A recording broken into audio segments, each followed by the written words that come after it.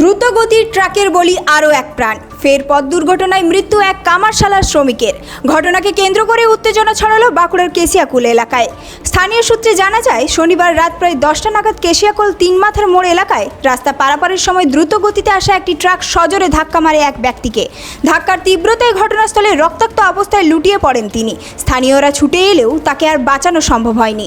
দুর্ঘটনার পরই ট্রাকের চালক ও খালাসি ঘটনাস্থল ছেড়ে পালিয়ে যায়। তবে ক্ষুব্ধ জনতা ঘাতক ট্রাকটিকে আটক করে ভাঙচুর চালায় এবং দীর্ঘক্ষণ পথ অবরোধ করে বিক্ষোভ দেখায়, যার জেরে ওই রাস্তায় ব্যাপক যানজটের সৃষ্টি হয়। খবর পেয়ে ঘটনাস্থলে পৌঁছায় বাঁকুড়া সদর থানার পুলিশের হস্তক্ষেপে পরিস্থিতি নিয়ন্ত্রণে আসে এবং অবরোধ তুলে দেওয়া হয়। কেশিয়াকুলের 3 মাথার মোড়ে প্রায়ই দ্রুতগতির যানবাহনের কারণে দুর্ঘটনা ঘটছে।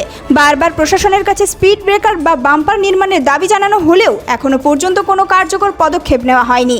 তাদের স্পষ্ট হুঁশিয়ারি, অবিলম্বে গতি নিয়ন্ত্রণের ব্যবস্থা না হলে আগামী দিনে বৃহত্তর আন্দোলনে নামবেন তারা। পরে পুলিশ মৃতদেহটি উদ্ধার করে ময়নাতদন্তের জন্য বাঁকুড়া সম্মিলনী মেডিকেল কলেজ ও হাসপাতালে পাঠায়। গোটা ঘটনার তদন্ত শুরু করেছে পুলিশ।